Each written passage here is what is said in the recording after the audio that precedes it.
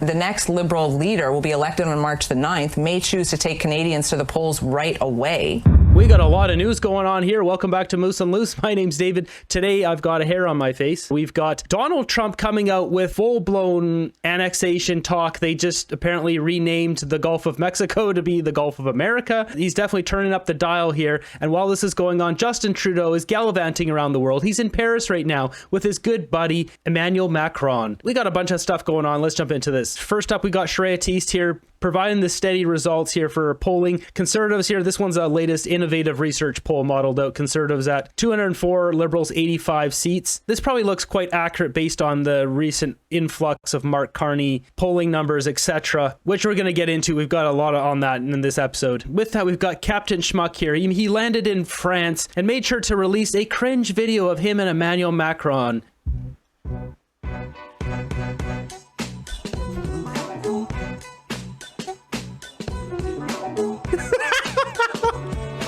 Like, no other world leaders would do this. They're walking away arm in arm, like their arms around each other. Why? Why do that? They make a great couple. The comments here.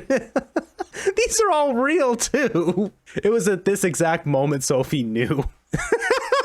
This is a real photo. This is not AI. As it says, this is not AI. We got Pierre Poilievre here, so I've mentioned this a few times, but we got official details here. The Canada First rally. This is in Ottawa, February 15th. So if you're out there, definitely check it out. I'm about as far as possible. I am actually as far as possible away from this rally. Rogers Centre in Ottawa on the 15th, 1 p.m. We got a clip here posted by Mark Nixon. This is a beauty of a clip. I don't know who this lady is, but she absolutely destroys Mark Carney in this. What's going on in this clip, though, is she's talking about, she did the math. If the Americans were to annex Canada and essentially pay every Canadian citizen what our country is worth, and breaks down that math. Spoiler alert, it's a lot because our country is rich. We just have stupid leaders. Last question to you. In your book, you enlisted an investment banker to come up with essentially how much Canada would be worth. What is the price tag number on that? Well, what we did was we went to the CIA World Fact Book, which has the figures, estimated figures of the value of the assets of every country in the world. So that was what we based it on. And we looked at natural resources such So Diane Francis here, editor-at-large National Post. So that's who this is. as forestry, water, naturally metals, minerals, fossil fuels. We looked at arable farmland. We looked at all of the things, the natural resource endowment of the two countries. And Canada came out $17 trillion higher, which worked out to $500,000 US for every man, woman, and child in Canada for our over contribution of assets to this merger. And that's the facts. I mean, that's not made up. And nobody's ever kind of put their number on it. I'm also, however, very concerned that Mark Carney would pull another Trudeau. And that is a good-looking guy with no credentials and no business experience telling us what he wants to hear. And once he gets in, he's a left-wing loser. That's what I'm worried about. Diane Francis not mixing her words ever. That's all the time we have, but thank you both so much. Sounds very much like something I would say on here, but it's a beauty hearing that on the mainstream media. We've got another clip here of Trudeau in Paris. Bonjour, M. Trudeau. Avez-vous une réaction sur les nouveaux tarifs que M. Trump nous a impliqués? M. Trudeau? Is Canada a viable country? Is Canada a viable country? He's not even playing it up for the cameras anymore. He's not doing the and waving to people and just all that. He's almost like in his ruthless mode, I guess. Rat. Trudeau hates real reporters. What? No waves like he's God's gift to the people? Yeah, I don't know. I guess that ruthless mode. Speaking of ruthless, check out this interview here with Donald Trump. So he's talking about the 51st state thing here. Justin Trudeau's gallivanting around Paris. We'll take note of what Trump says, then we'll take note of the community notes here. You know, the Prime Minister said this weekend to a group of Canadian businessmen, he was at a private meeting, he said that your wish for Canada to be the 51st state is a, quote, real thing. Is it a real thing? Yeah, it is. I think Canada would be much better off being a 51st state because we lose $200 billion a year with Canada, and I'm not going to let that happen. It's too much. Why are we paying $200 billion a year, essentially in subsidy to Canada. Now, if they're a 51st state, I don't mind doing it. So it says here, America does not lose or subsidize Canada $200 billion. 2024 trade deficit was $63 billion. Lower U.S. deficits with China, EU, Mexico, and Vietnam. Check out this one here of him talking about the Gulf of America. So he's flying to the Super Bowl and he just does like an interview here, essentially. How does this align with America First? Well, because it makes us bigger, stronger, and better. Canada, we'll see what happens with Canada, but the people of Canada would be paying less than half of the tax. If you look at the tax, they're going to be paying less than half the tax. They don't pay very much for military, and the reason they don't pay much is they assume that we're going to protect them. That's not an assumption they can make, because why are we protecting another country? Now, I love the people of Canada. We have a great relationship. But if they became our 51st state, it'd be the greatest thing they could ever do. It'd be unbelievable. It would be a cherished state. And think of how beautiful that country would be without that artificial line running right through it. Somebody drew it many years ago with a ruler, just a line. You look at how beautiful that is, wow, it would be very exciting. But if you look at Canada, it would be cherished as a 51st state. They don't pay their share of military in NATO. They pay very little for military. They're not protected at all. And the reason is they think we're going to protect them. The other thing is we subsidize them to the tune of about $200 billion a year. If we stop doing that, if we stop allowing them to make cars through tariffs and other things, cars, trucks, etc., what they make, they're not viable as a country. So we're making our country larger. We're making our country stronger.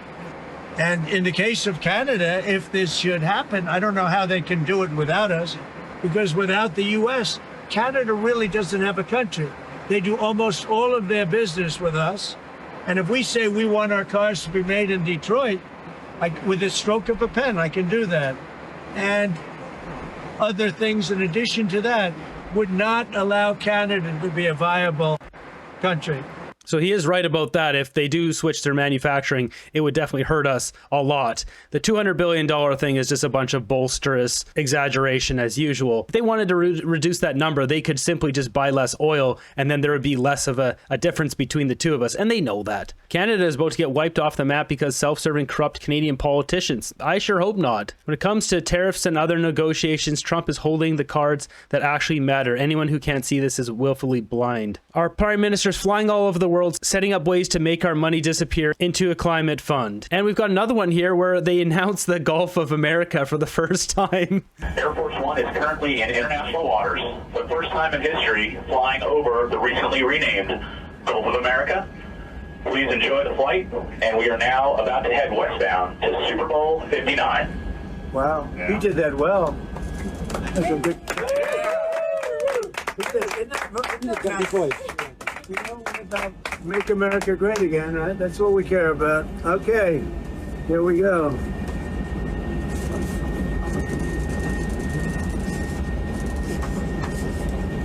To be fair, it does actually make more sense as the Gulf of America, considering it's North America, South America.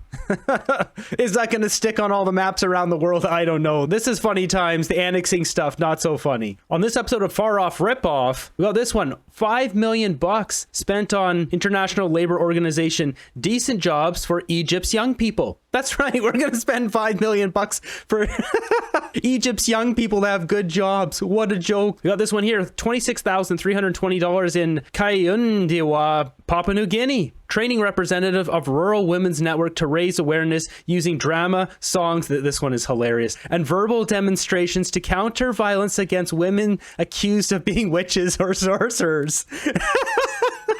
Women accused of being witches or sorcerers. That's what we're spending $26,000 of our money on in Papua New Guinea. I don't even know where this place is. For my previous channel, I used to do a lot of videos all over the world, so I know a lot of places. This is not one of them. So this is in the middle of Timbuk, nowhere. Look at this. There's nothing even here. What is this, population of 1,000 at most? This smells like money laundering. Look at this, Google Street View. There is none, nothing, not one. There's a couple photos from the area. There you go. So that's where our money's going. To cleanse women who are witches or sorcerers. listeners. Next up, we got CTV panel talking about the shifting poll numbers. Welcome back to Question Period. We've been talking today about the upending of Canadian politics thanks to Donald Trump. Here's yet another example. The latest data from Nanos Research shows the Tories are up 16 points over the Liberals, which is a narrower margin than they've enjoyed in the last several months. So is Trump and how to handle him the next ballot box question? The Scrum is here to answer that question. So those numbers do look accurate. That little bump coming from Carney, Trudeau's out, that makes sense. The other polling data is all dirty stuff. The bots that we're seeing saying, oh, Mark Carney's the greatest thing since sliced bread. Oh, I'm going to vote for Mark Carney now. All those bots you're seeing is a load of crap. It's probably coming from paid off China companies doing that. Where's the money coming from for these companies, whether it's from China or Russia that's doing this? You take your guess. Talk about the movement for us, if you could, and how significant in your view it is. Well, actually, what we've seen is that the Conservatives have gone from a 27-point advantage to like a 17-point advantage to a 14-point advantage. So the trend is now favoring the Liberals. The interesting thing, Vashi, is the Liberals have been picking up support among women voters, a key element of the Liberal coalition if they want to be competitive. The big question is will this trend continue? Or this is sad because it's the women who voted for Trudeau because his hair. Can we not do this again, please? Like, learn who these people are and then vote properly. If you don't want to vote for the Conservatives, which is crazy at this point, but then vote for someone else that's not the Liberals. These guys have destroyed our country. Like, what are these ladies doing? Or will the Conservatives be able to fight back? And, you know, they still have a big advantage and are in majority territory. And let me just ask you a little bit more about that. What in your view is driving the shift? Is it Trump? Well, actually, I think what's driving the ship first is Justin Trudeau stepping down. Right? So it's kind of like, whoosh, don't have to worry about that person anymore. And also the other thing that's driving the shift is the focus on Trump and the focus on the Liberal leadership, right? People see the Liberal leadership, they wonder who might be the next leader of the Liberal Party, and it probably opens them up a little bit. But, you know, let's face it, Vashi, when the Conservatives are at 47%, a lot of those people are Liberals and were Liberals at one point. Some of them are starting to drift back.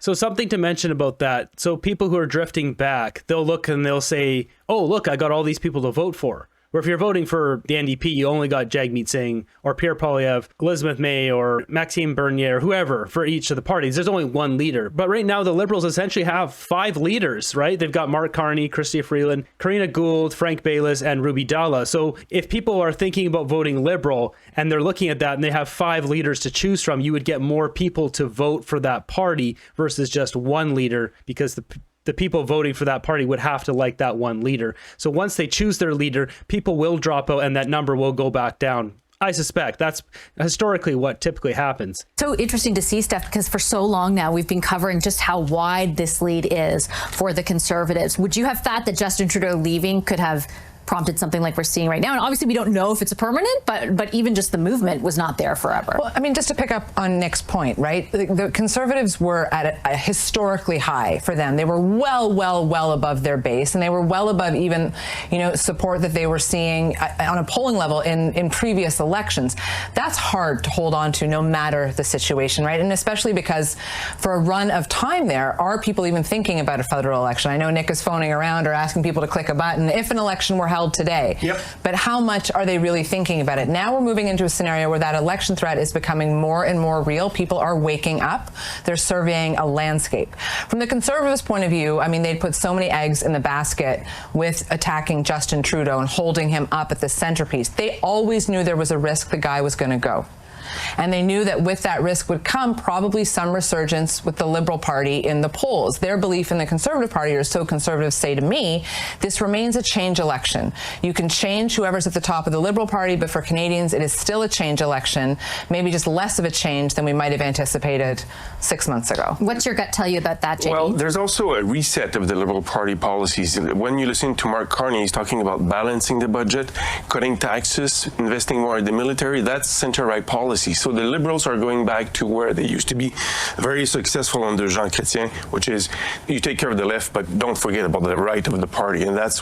I mean, they've been robbing Pierre Poilievre's policies left, right, and center, which is why Pierre Poilievre hasn't unveiled his full campaign platform because they keep ripping them off. Once the campaign begins, it'll be curious to see what Poilievre comes out with, because then they can't rip them off anymore. You know, both wings have to fly at the same time if you don't want to crash, and that's what's happening with Mr.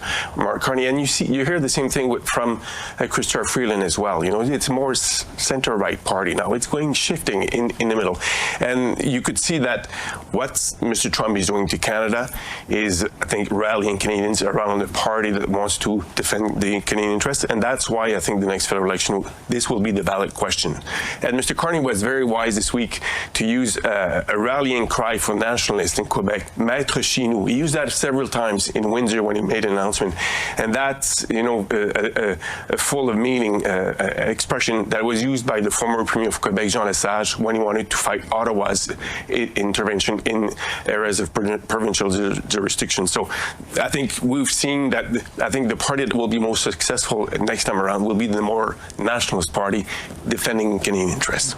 What's interesting is we've seen Poilievre come out with his big border plan, crack down on the street fentanyl, strengthening the border, boots on the ground scanners, the whole business. And this is essentially like a reply to Donald Trump. But then you've got Mark Carney and Chrystia Freeland, and they've both come out with essentially a similar thing where they just committed to more military spending. I believe Chrystia Freeland was 2% by 2026 or 27, like in a couple of years. She brought hers out like a day or so after Carney's. Carney's here, 2% NATO defense spending by 2030. So she basically just one-upped him by a couple of years. These liberals just not only rip off Poilievre, they rip off each other too. I guess the question I have for you, Nick, is you also did some polling on how Canadians view who is best suited to handle Trump. How much do you think that does end up being the ballot box question, and how much does that depend on timing? Well, I think it probably will be the ballot box question in the next federal election, because the thing is that for Canadians, they know that our relationship with the U.S. is critical, that, you know, whether it works or doesn't work, it affects taxes, it affects inflation, it affects trade, jobs, all that kind of stuff. And I think, who knows, maybe people in the next election are not going to vote for a party that they like, might not vote for a leader that they trust or whatever, but they just might vote for whoever they think might be best able to manage that situation. And, you know, back to JD's comment about change, you know, having a change election, I think what the Conservatives have to watch out is that when they look, that Pierre Poilievre doesn't look like risky change, because now if the ballot question is about Donald Trump, that maybe they look at all the different federal party leaders differently. You put it so well this week, Steph, when you said, like, you know, it might not necessarily be change in the way we anticipated, but who do you trust to navigate whatever Trump does, but also navigate that change? It's a funny dynamic for the Liberals right now, because the leadership candidates are trying to distance themselves from the legacy of Justin Trudeau, and the Liberal Party, as JD, you know, delineated there. Well, right now, it's Mr. Trudeau captaining the ship with Mr. Trump, and whatever deal they might work out, if we can keep these tariffs at bay for a little bit longer, what is that? Or the Liberal candidates then have to answer for that. They're going to have to hold the bag for that. The next Liberal leader will be elected on March the 9th, may choose to take Canadians to the polls right away. So that's most likely, because if they get a little resurgence here, they'll probably want the election right away to capture as many seats as possible. So it's less likely they'll delay things. Although I haven't seen the NDP out campaigning very strong, so maybe they know something that we don't know, and they know this is getting pushed until October because Jagmeet's going to do another dirty deal. Hard to say. It's more likely the election will come sooner than later. How much do they sort of both bear responsibility for whatever happens with those tariffs in the end? If those tariffs get implemented, the point being, is Justin Trudeau held accountable for that? Is the next Liberal leader held accountable for that? Or is nobody held accountable for that? And then the ballot box question is the cast forward. It's everyone throwing up their hands and saying, I don't know how we're going to solve this Trump thing. So who do I trust at minimum to do the things they're promising me that they're going to do for Canada, because we can't control for the wild card that is Mr. Trump? Well, and it's interesting, if you look at the Liberal leadership race there, Karina Gould is at the bottom, and she's the only one who said that she'd be keeping the carbon tax. Once again, the Liberals ripping each other off. Chrystia Freeland, the first one to come out saying she would axe the tax, and then Mark Carney quickly followed and said he would axe the tax, but then increase it on big business. So on that note, JD, I'll give you the last word, but I was saying in the last segment, I hear from people in and around the Carney campaign that they would go early, right? Very soon thereafter. That's my understanding. I cannot picture Mark Carney Carney being elected leader and prime minister, watching the speech from the throne being read while he's in the tourist section in the House of Commons or in the Senate. So that would not be a very convincing image in my sense. Yeah, like Mark Carney would be humiliated because he can't step foot in Parliament there. He wouldn't be able to debate or anything. They want to get him a seat right away. So there's no way they're going to have that dog and pony show go on and on. They would just go to election immediately, so he wouldn't get humiliated like that. Plus, he goes to do a throne speech and he gets completely crushed and then goes to election. It's worse off for the Liberals that way versus just him calling the election. So that's why I so feel that he will go fast.